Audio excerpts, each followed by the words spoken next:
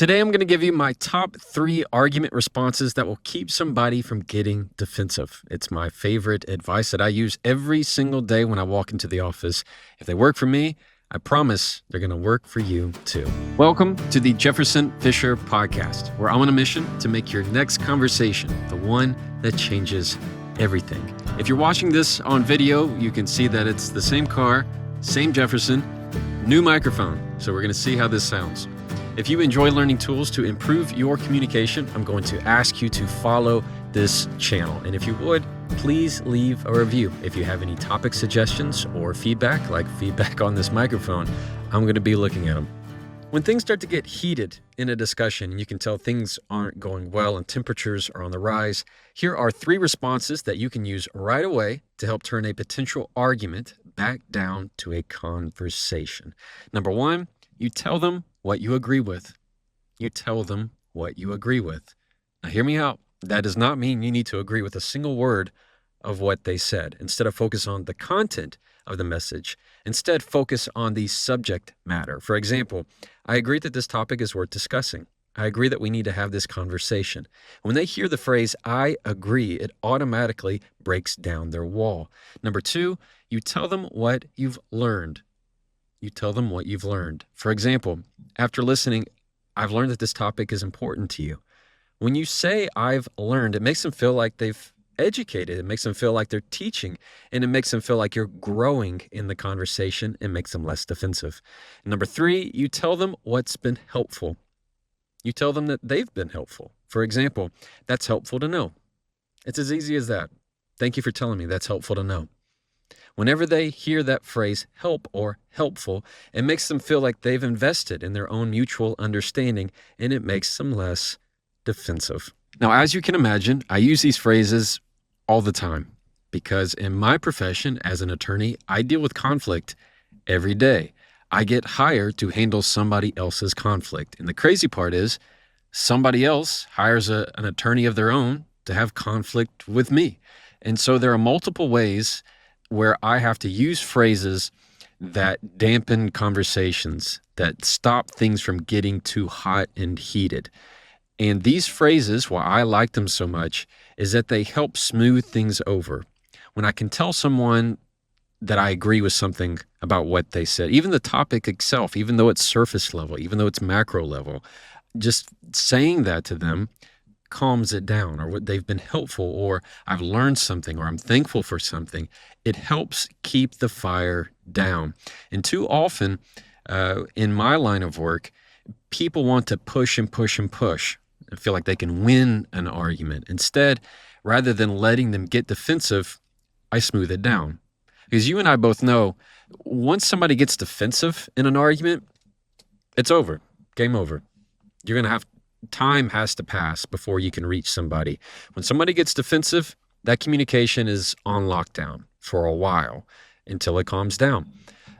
So the idea with these phrases is that you never have to have that pause where they get defensive and you have to wait and then start over again. Instead, it always keeps the levels low. As soon as somebody gets defensive, the communication shuts down. These phrases help that not happen. So let's go deeper on response number 1. When you tell somebody what you agree with, big emphasis here, that does not mean that you need to agree with the content of their message.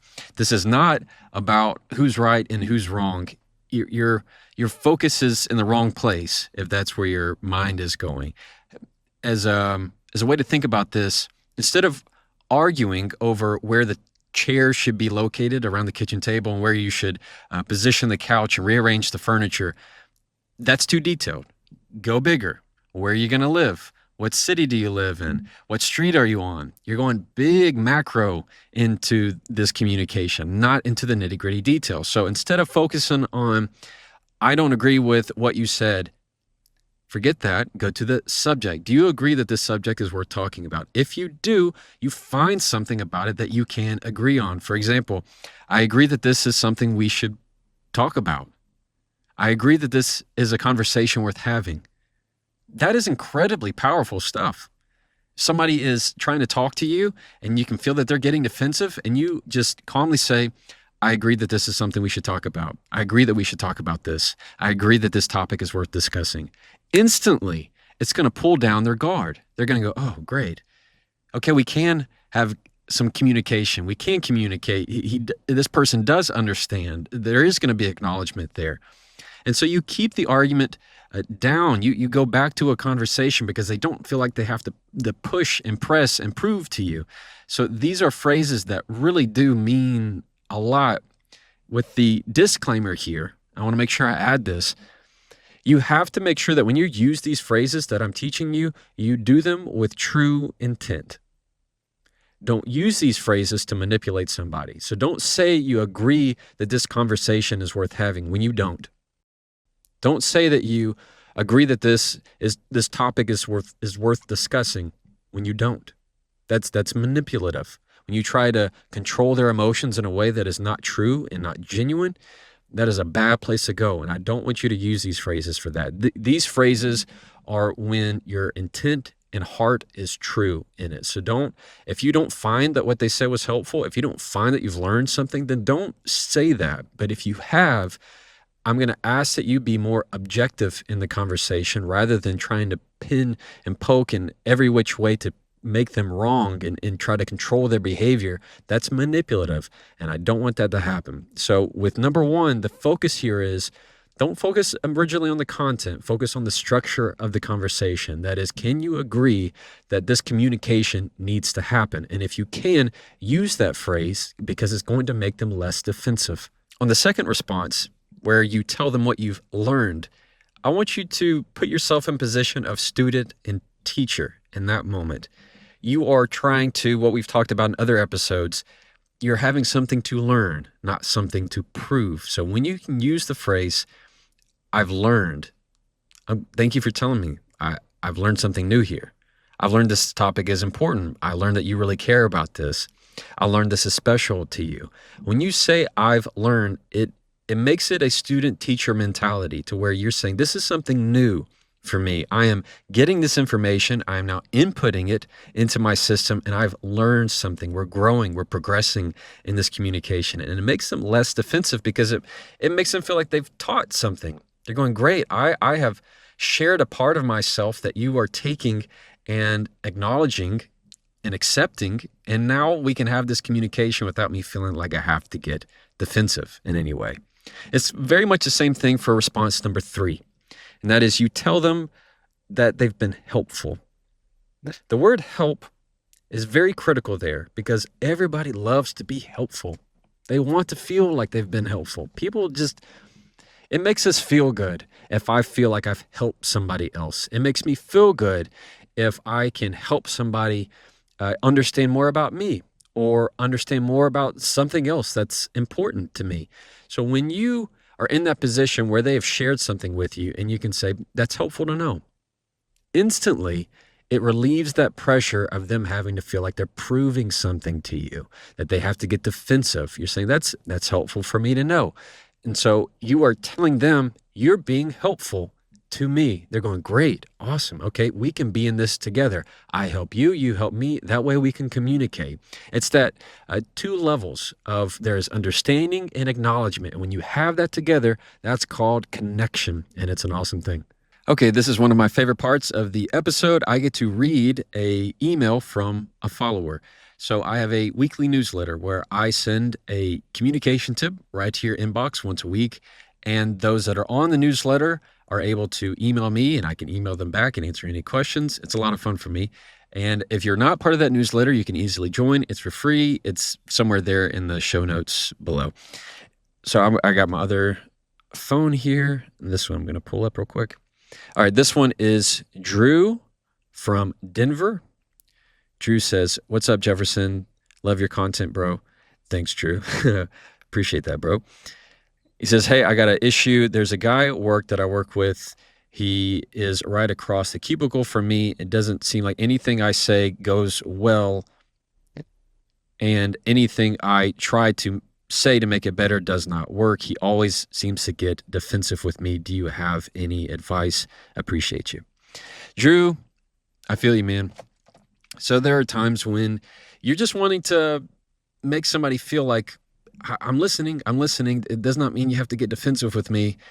Understand that says more about them than it does about you. As long as you're keeping your intent true, that you have something to learn in the conversation rather than something to prove, and you can stay curious in that conversation.